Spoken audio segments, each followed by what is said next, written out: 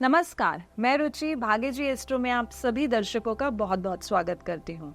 आज हमारे साथ हैं आचार्य श्वेता जी। नमस्कार श्वेता जी। नमस्कार रुचि जी। आज हम हमारे दर्शकों को क्या बताना चाहेंगे? रुचि, आज हम बात करेंगे नंबर्स पे।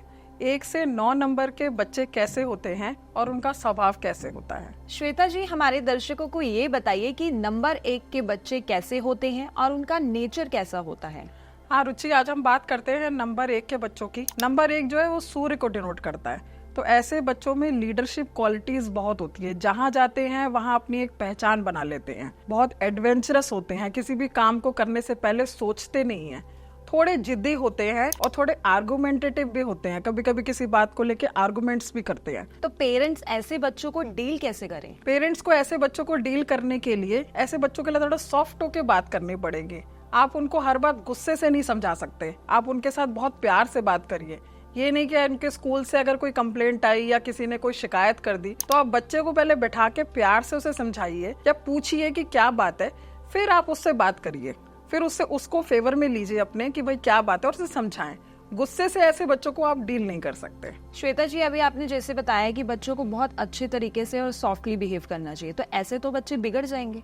नहीं, पेरेंट्स पर डिपेंड करता है ना कि पेरेंट्स कैसे बात करते हैं। उनको सही और गलत दोनों पेरेंट्स ही बताएंगे कि बेटा ये गलत है और ये सही है। और देखो, आप अगर कोई भी गलत काम कर रहे हो तो उससे आपका नुकसान है।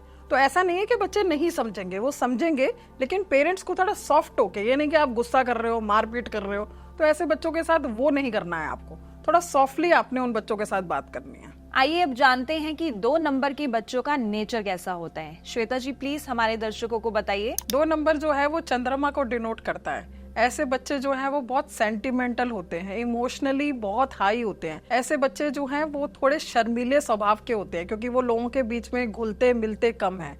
और ऐसे बच्चे जो है वो अपनी माँ के बहुत करीब होते हैं। ये तो आपने बिल्कुल सही बताया कि बच्चे बयान नहीं कर पाएंगे तो अंदर ही अंदर अब घुटते रहेंगे। हाँ जी, बिल्कुल। तो मदर इनको चाहिए कि अपनी मदर को चाहिए कि बच्चों से इतनी फ्रेंडली रिलेशन रखें कि जैसे बच्चे जो है अपनी बात जो है एटलीस्ट मम्मी से तो अपनी सारी बात कर पाए। मतलब अगर माँ चाहे तो वो ओपन हो सकते हैं। बिल्कुल, अगर मम्मी का थोड़ा सपोर्ट मिले या मदर का सपोर्ट मिले तो ऐसे बच्चे जो हैं अपनी बात को अगर कह देंगे इमोशनली, क्योंकि वो बहुत वीक होते हैं, तो इनको सपोर्ट, प्रेशर, मतलब ये चाहिए कि मम्मी ने बोला कि आज ये चैप्टर फिनिश करना है, मोटिवेट करा कि आज चॉकलेट मिलेगी तुमको अगर तुमने ये चैप्टर फिनिश करा, तो बच्चे वो जोश में कर जाएंगे। ये तो आपने बहुत अच्छी इन्फॉर्मेशन दी हमें। तो पेरेंट्स ऐसे बच्चों को डील कैसे करें एक्चुअल? ऐसे बच्चों को ना मोटिवेट करें सबसे पहले कि ऐसे बच्चे जो है ना कि उनको फ्रेंड सर्कल बनाने के लिए प्रमोट करें कि आप लोगों के बीच में घुलो मिलो। इनको कोई एक्स्ट्रा करिकुलर एक्टिविटीज जैसे बास्केटबॉल हो गई, क्रिकेट हो गया, कुछ हो गया, जिससे ना इनकी जो फिजिकल, जैसे क्योंकि फिजिकली थोड़े लेजी होते हैं, अवॉइड करेंगे चीजों को करना कि छोड़ो आज नहीं करते कल करेंगे।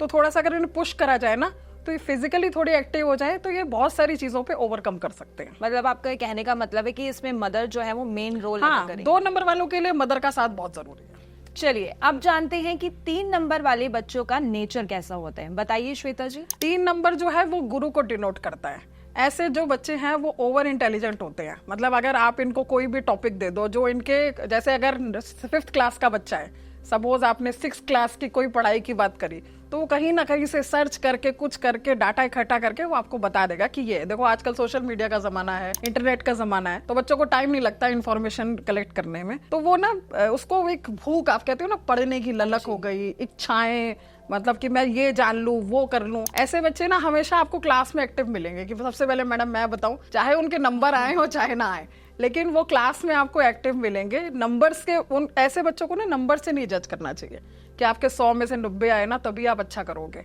ऐसे बच्चे ओवरऑल इंटेलिजेंट होते हैं, किसी भी टॉपिक पे बात कर सकते हैं। बड़ों को भी कभी उन्हें समझाना पड़ता है तो बड़ों को भी बड़े की तरह समझा लेते हैं। मतलब आपके कहने का मतलब है कि ऐसे बच्चों पे मेहनत ना करी जाए, पेरेंट्स ज्यादा स्ट्रेस ना ले। हाँ, ऐसे बच्चों को, हाँ बिल्कुल, ऐसे बच्चों को ना ज्यादा प्रेशर ना डालें कि पढ़ो तुम पढ़ो। वो उसने अगर आधा घंटा 1 घंटा पढ़ लिया तो मेरे ख्याल से उसके लिए बहुत है। लेकिन वो, क्योंकि वो उसमें इतना पढ़ लेगा कि वो आपको ही समझा देगा कि आप ये पढ़ा, आपने रह गया, ये रह गया। मतलब पेरेंट्स को ज्यादा स्ट्रेस लेने की जरूरत नहीं है। नहीं, पेरेंट्स को स्ट्रेस ऐसे कि आप उसको फोर्स मत करो। जैसे कई बार होता है कि दोनों पेरेंट्स अगर वो बहुत एजुकेटेड हैं और बच्चा अगर नंबर कम ला रहा है तो पेरेंट्स फोर्स करते हैं कि भैया 100 में से तेरे 90 आने चाहिए, 99 आने चाहिए।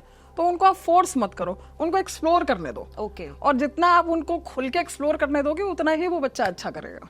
तो पेरेंट्स के लिए क्या टिप है, ऐसे बच्चों के साथ कैसे करें? पेरेंट्स के लिए टिप है कि प्रेशर नहीं डालना बच्चों पे सबसे पहले, कि आप अगर उनको ये करो, और थोड़ा सा ना उनको डिसिप्लिन बना के दो। जैसे ये टाइम टेबल सेट कर दो कि भाई आपने 9 से 10 मैथ्स करनी है, 10 से 11 आपने बायो करनी है, और उन्हें कुछ खेलने का पीरियड दो, उन्हें कुछ सोशल एक्टिविटीज का पीरियड दो। तो इससे ना वो अपनी चीजों को अच्छे से कर पाएंगे। इन शॉर्ट हमने जाना कि ज्यादा मेहनत करने की जरूरत हाँ, ऐसे बच्चों पे ज्यादा मेहनत, क्योंकि ओवरऑल इंटेलिजेंट होते हैं ना। कई बार ऐसा होगा कि जैसे मम्मी की और फादर की कोई बात हो रही हो, मदर और फादर की, या घर में किसी 2 लोगों की बात हो रही है, तो वो बच्चा ऐसी बात बोल देगा कि आपको लगेगा कि ये बात तो हमने कभी इसके सामने डिस्कस ही नहीं करी, इसने कैसे बोल दी। इतने इंटेलिजेंट होते हैं बच्चे। आइए अब जानते हैं हम कि 4 नंबर के बच्चों का नेचर कैसा होता है। देखिए 4 नंबर जो है वो राहु को डिनोट करता है, और देखो आजकल के टाइम में राहु का बहुत ज्यादा इन्फ्लुएंस है, क्योंकि सोशल मीडिया है, आपका इंस्टाग्राम है, आपका जितना भी सोशल मीडिया है, सब राहु को ही डिनोट करता है। तो ऐसे बच्चे ना बहुत ज्यादा आपको हाइपर एक्टिव मिलेंगे। उनको ना किसी चीज में सेटिस्फेक्शन नहीं मिलती, कि अगर 4 किताबें खरीद ली मैथ्स की, तो उसमें लगेगा ये मैथ्स की अगर मैं 5वीं किताबें खरीदूं तो मुझे और नॉलेज मिल जाए, मैं और पढ़ लूं। ये उनको नॉलेज की या ज्ञान का चीजें की हमेशा एक आस लगी रहती है कि मैं ये भी पढ़ लूं, मैं ये भी कर लूं, मैं ऐसे भी कर लूं।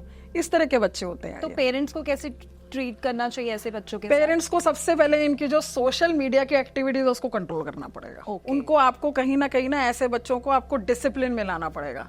ऐसे बच्चों को आप कोई ना कोई स्पोर्ट ज्वाइन कराओ, जिससे जो उनका जो एक्स्ट्रा जो उसमें एक्टिविटी है ना, जो आप एक्स्ट्रा सोशल मीडिया पे या आप इंस्टाग्राम पे या जहां भी आप टाइम स्पेंड कर रहे हो, वो थोड़ा कट हो। क्योंकि ऐसे लोग जो है ना वो बहुत ज्यादा चीजों को अपने उसमें लेते हैं कि मेरे को ये भी जानना है, ये भी करना है, इसलिए। तो दर्शकों, आज हमने बात करी 4 नंबर तक। नेक्स्ट एपिसोड में बात करेंगे और नंबरों के बारे में। अगर आपको भी अपनी किसी नंबर के बारे में कोई जानकारी चाहिए तो नीचे दिए गए नंबर पर कॉल कर सकते हैं या वीडियो पे कमेंट कर सकते हैं। तब तक के लिए धन्यवाद।